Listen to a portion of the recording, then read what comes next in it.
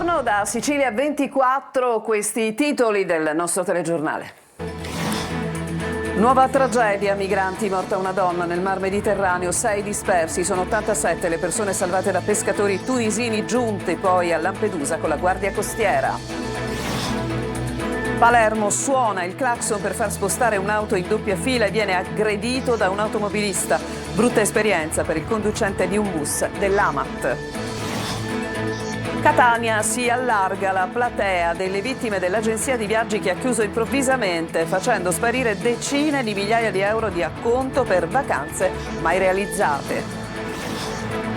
Messina, l'ASP eroga quasi 2 milioni di euro in indennità per disabili gravissimi, ma i destinatari erano già defunti. Una vicenda finita sul tavolo della Corte dei Conti e della Procura. Non decolla la pedonalizzazione in piazza Federico II di Svevia a Catania. I commercianti lamentano numeri da profondo rosso, vandalizzati alcuni varchi della zona a traffico limitato. La marcia silenziosa per le vie di Taormina dei genitori dei piccoli pazienti del centro di cardiochirurgia pediatrica. Raccolte oltre 80.000 firme perché rimanga in città i medici. Intanto in Camerun per l'ultima missione. Calciomercato, domani la partenza ufficiale, ma il Palermo è già vicino al triplo colpo. In Serie C Catania e Trapani sondano il terreno, mentre il Siracusa attende la Neri per avviare le prime trattative.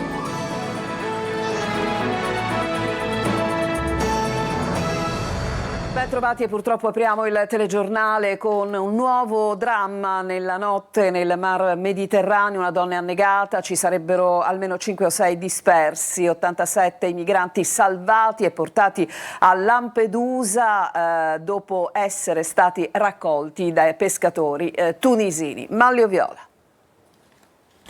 Una donna è morta e altre 5 o 6 persone risultano disperse nel corso di un naufragio avvenuto durante la notte nel Mar Mediterraneo in area SAR tunisino-maltese.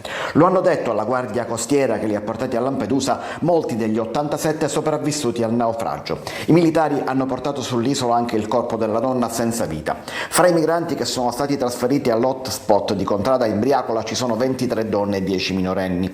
Hanno detto di essere partiti ieri notte dalla Louza in Tunisia con un barcone in metallo di circa 12 metri, pagando da $1.000 a $2.000 a testa. La vittima è una donna di 30 anni annegata a circa 45 miglia a sud da Lampedusa. Faceva parte del gruppo di migranti soccorso da un peschereccio tunisino e poi trasbordato sulla motovedetta della Guardia Costiera italiana.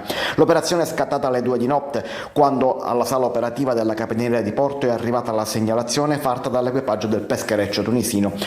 Si dicevano di un barcone carico di migranti che stava affondando. I pescatori tunisini hanno salvato, issandole a bordo, le 87 persone originarie di Camerun, Costa d'Avorio, Guinea, Mali, Senegal e Sudan. Recuperato anche il cadavere della donna, che è stato già portato nella camera mortuaria del cimitero di Calapisana. I sopravvissuti sono, come detto, all'hotspot di Lampedusa, dove polizia e Croce Rossa cercheranno, sentendo i naufraghi, di avere maggiori informazioni sul numero di dispersi e di persone che hanno perso la vita. E si torna a parlare di violenza nei confronti di autisti dell'Amat, l'azienda di trasporto pubblico locale a Palermo. La CISL chiede la possibilità di installare all'interno di questi mezzi degli appositi pulsanti da utilizzare in caso di emergenza, in caso di bisogni. L'ennesimo episodio riguarda il ferimento di un autista che aveva osato suonare il clacson nei confronti di un automobilista. Ma sentiamo i dettagli nel servizio di Marco Gullà. E ancora violenza contro gli autisti Amat a Palermo, un nuovo episodio che alimenta una scia decisamente preoccupante. Un autista della linea 364 è stato aggredito con calci e pugni alla testa e al volto da un automobilista in viale Regione Siciliana all'incrocio con via Altofonte. L'autista dell'azienda che gestisce il trasporto pubblico urbano a Palermo ha riportato un trauma cranico con interessamento del naso. L'aggressore era parcheggiato in doppia fila in via Altofonte, impedendo il transito del bus. L'autista ha suonato più volte per farlo spostare. L'automobilista, anziché spostare la vettura, ha aggredito l'autista, che è stato soccorso dai sanitari del 118 e portato all'ospedale civico. L'aggressione all'autista dell'Amat non solo ci addolora e ci rammarica in quanto aggressione brutale e vigliacca ad una persona che stava soltanto svolgendo il suo lavoro, ma è un segnale che ci preoccupa, perché è l'aggressione a un servizio pubblico tra i più importanti di una città. Proprio qualche giorno fa un altro autista Amat era stato picchiato selvaggiamente da 2 giovani ragazzi che erano stati rimproverati perché volevano scendere prima della fermata. I 2 infatti, non gradendo il rimprovero, si sono scagliati contro il conducente e dopo una raffica di calci e pugni sono scappati a piedi. A Catania si è presentato in una farmacia in via Plebiscito come un cliente qualunque per poi all'improvviso passare dall'altra parte del bancone, come vedrete tra poco, eccolo qua, nelle immagini, ha minacciato la farmacista con una bottiglia di vetro rotta puntandola al collo. Ha arraffato le banconote, appena 20 euro, è fuggito. I falchi della squadra mobile hanno intercettato il rapinatore e così lo hanno arrestato. Si allarga la platea delle vittime dell'agenzia di viaggi Fantasma che ha chiuso improvvisamente i battenti facendo sparire decine di migliaia di euro di quei clienti che avevano pagato l'acconto di vacanze mai realizzate. Ma sentiamo Luca Ciliberti. Lo scandalo delle crociere non pagate dell'agenzia Fantasma, che ha chiuso improvvisamente i battenti lasciando a terra decine di clienti con le vacanze rovinate, si allarga. Il caso, sollevato dal nostro telegiornale qualche giorno fa, si arricchisce di ulteriori elementi che potrebbero allargare la platea delle persone coinvolte e delle vittime. Con le nostre telecamere siamo andati all'indirizzo indicato dai documenti in nostro possesso, dove viene segnalata la sede legale della società titolare dell'agenzia di viaggi. Qui c'è un'agenzia di viaggi? No, c'è la sede legale di un'agenzia di viaggi. Che significa? Significa che hanno comunicato alla Camera di Commercio che questa sarebbe la sede legale, ma qua di fatto non c'è niente. Ma lei conosce questa agenzia di viaggi? Io purtroppo l'agenzia di viaggi a cui si riferisce lei la conosco. Non avevo prenotato un viaggio, avevo fatto una lista per il compleanno dell'anno scorso e a questo punto mi sono accorto invece che l'agenzia ha chiuso di colpo e non ho idea di dove siano finiti i soldi che erano stati versati. Ha perso tutti i soldi, quanti soldi erano? Oltre 3.000 euro. A insospettire qualcuno c'è anche la richiesta di pagare attraverso un bonifico su un conto greco. 10 giorni, 15 giorni prima della partenza, improvvisamente un messaggio su WhatsApp che chiedeva il versamento del saldo su un conto corrente greco. Dunque non solo gli acconti di migliaia di euro di decine di clienti che avevano prenotato una crociera, ma in mezzo ci sono finiti anche ignari clienti che proprio in quell'agenzia di viaggi avevano deciso di aprire liste regalo e liste nozze. Volevamo sapere se l'agenzia era in regola con i versamenti del fondo di garanzia. Sì, era in regola. Fino a quando? Fino a un po' di tempo fa. Tutti ovviamente hanno presentato denunce circostanziate. Le forze dell'ordine hanno confermato come già da giorni continuano a raccogliere segnalazioni che fanno riferimento agli stessi protagonisti di questa vicenda.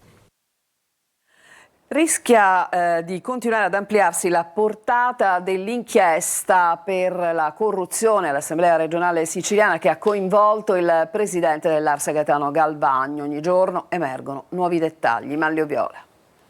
L'inchiesta per corruzione all'Assemblea regionale siciliana, che ha coinvolto proprio il Presidente del Parlamento, è molto più ampia di quanto non sia apparso sin dall'inizio. L'inchiesta madre è e resta quella sulla mostra milionaria di Cannes, un affidamento ad una società del Lussemburgo stoppato dal Presidente della Regione dopo che lo scandalo era scoppiato e troppo tardi per evitare l'apertura del vaso di Pandora dal punto di vista giudiziario. Il fulcro di tutto non è neanche Galvagno, ma la sua portavoce Sabrina De Capitani. Per la procura è lei la lobbista di riferimento di tutti gli affari degli uomini e delle donne di Fratelli d'Italia nel mondo dello spettacolo, degli eventi e della cultura in Sicilia. Gli indagati sarebbero decine, ma le intercettazioni che continuano ad emergere sono ancora tutte da vagliare.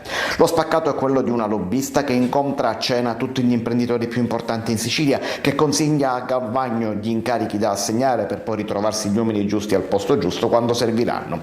Sullo sfondo la preparazione della candidatura di Galvagno per sostituire Schifani nel 2027, sempre negata ma mai veramente. Fra le decine di indagati ci sarebbero nomi noti e fra uomo 6 e uomo 96 indicati come negli omissis delle intercettazioni c'è chi ritiene di riconoscere assessori, ex assessori e rappresentanti di partito.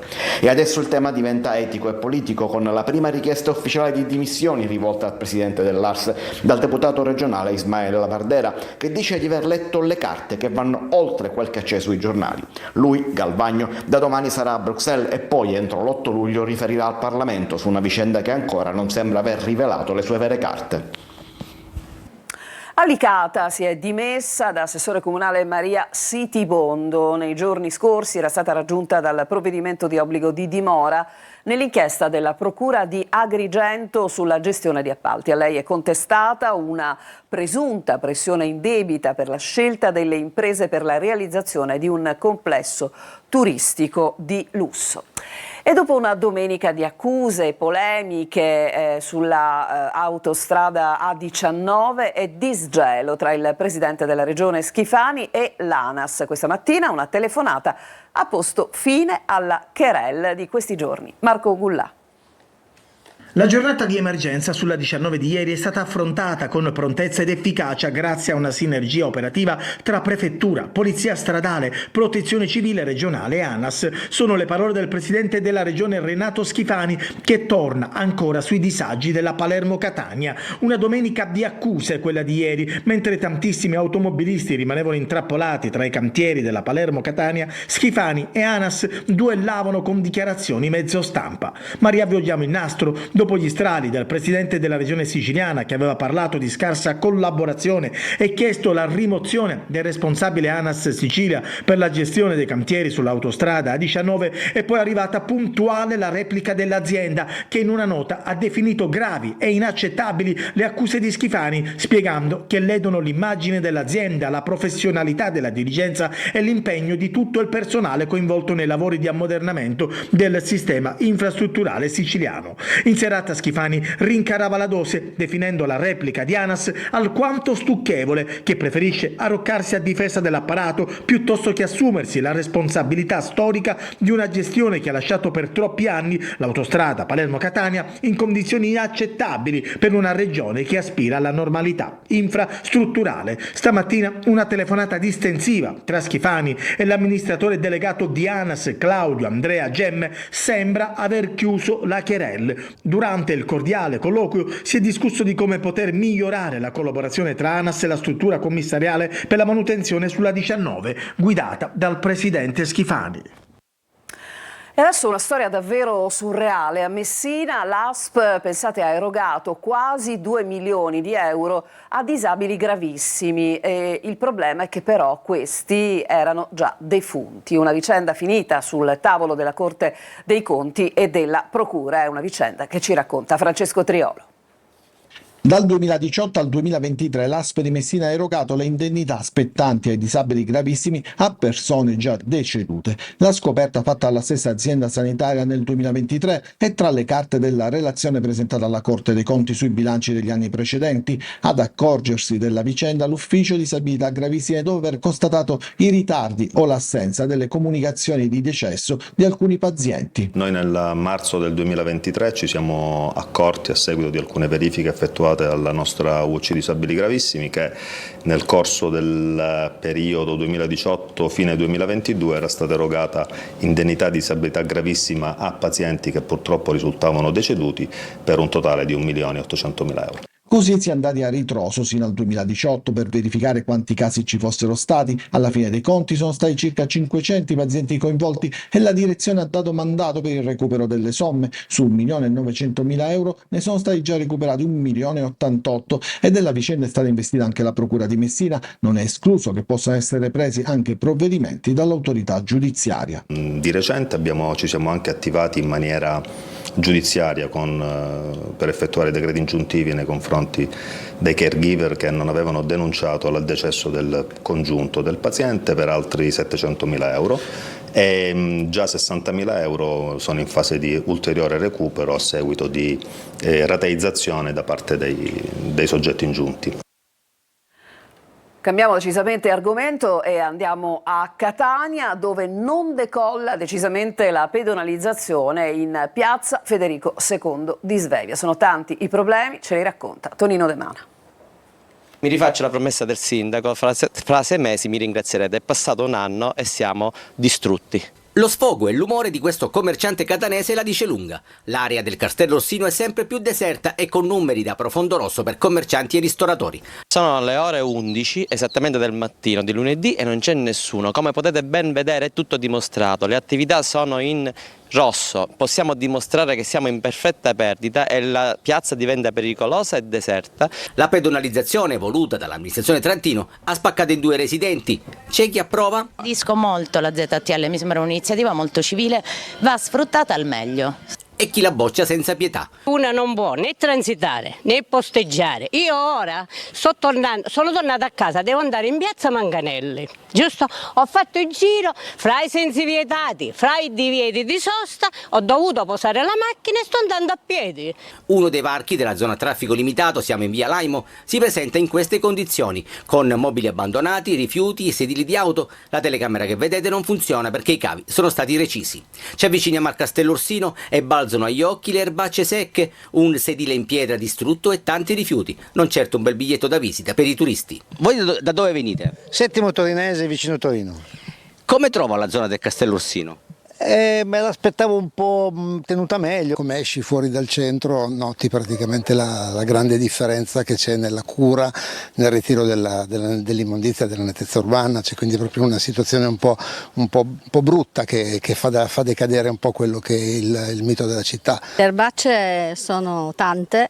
Fanno rendere molto meno il castello. Davvero un peccato. Il castello incantato, forse, è solo nelle favole. Ci fermiamo, c'è una pausa e poi torneremo per raccontarvi della manifestazione di ieri pomeriggio a Taormina delle famiglie dei piccoli pazienti del Centro di Cardiochirurgia Pediatrica del Mediterraneo. A tra poco.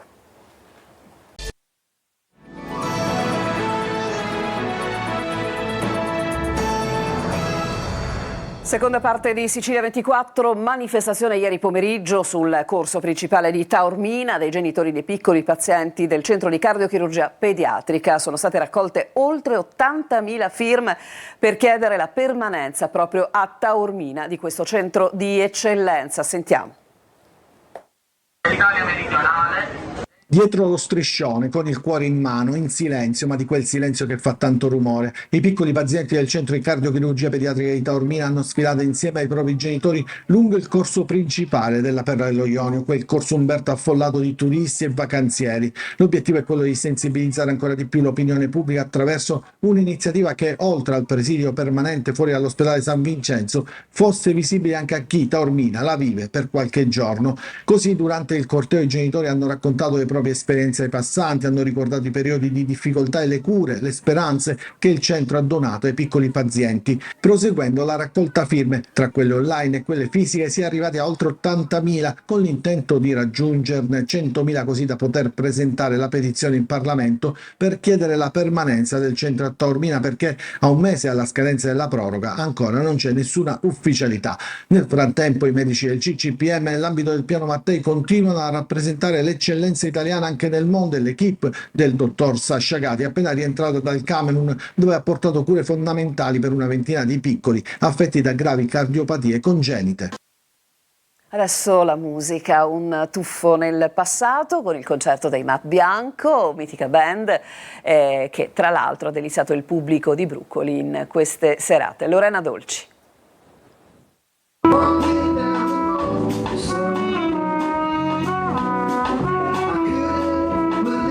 Sono sulla breccia da oltre 40 anni. Con il loro pop sofisticato hanno conquistato la vetta delle classifiche internazionali, hit che ci calano dritti nei mitici anni '80.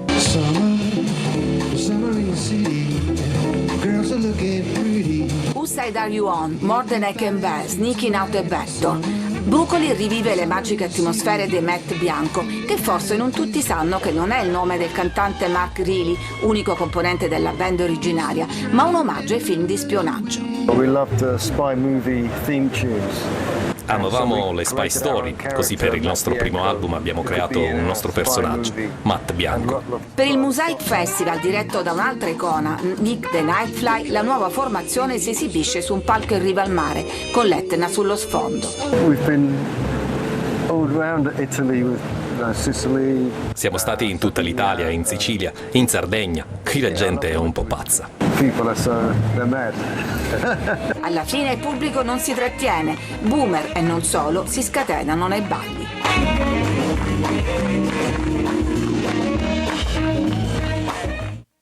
Fermiamo ancora poi il calciomercato delle siciliane.